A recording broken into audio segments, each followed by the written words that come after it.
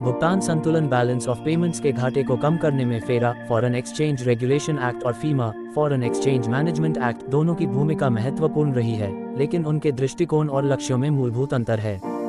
फेरा एक नियंत्रण आधारित कानून था, जबकि फीमा एक प्रबंधन आधारित और उदार कानून है। इन दोनों ने अलग अलग तरीकों से भारत के भुगतान संतुलन को प्रभावित किया। फेरा, विदेशी मुद्रा विनियमन अधिनियम 1973।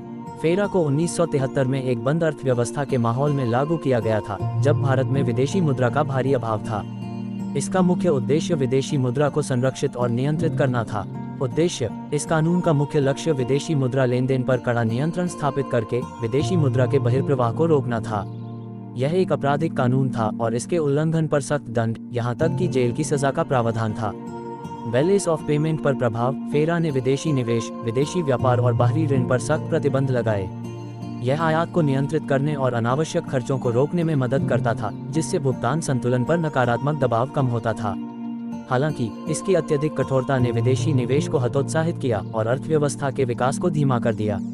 इसने भारत को वैश्विक अर्थव्यवस्था से अलग थलग कर दिया, जिससे लंबे समय में व्यापार और निवेश के अवसर सीमित हो गए। फीमा, विदेशी मुद्रा प्रबंधन अधिनियम 1999। 1991 के आर्थिक सुधारों के बाद भारत की अर्थव्यवस्था खुली और वैश्विक हो गई। फेरा जैसे सख्त कानून इस नए माहौल के अनुकूल नहीं थे, इसलिए 1999 में इसे फीमा से बदल दिया गया।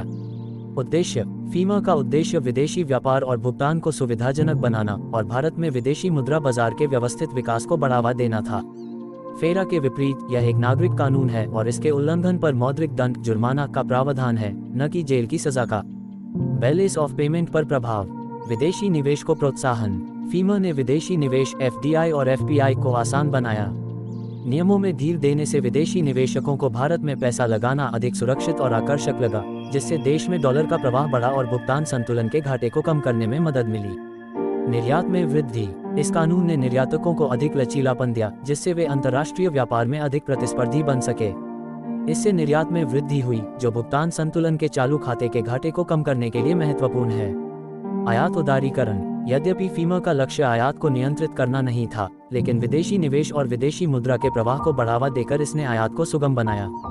यह अप्रत्यक्ष रूप से अर्थव्यवस्था की विकास क्षमता को बढ़ाता है।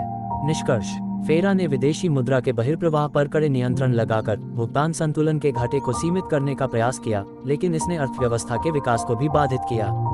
इसके विपरीत, फीमा ने निवेश को आकर्षित करके और व्यापार को बढ़ाकर विदेशी मुद्रा के प्रवाह को प्रोत्साहित किया, जिससे लंबी अवधि में भुगतान संतुलन को संतुलित करने में मदद मिली।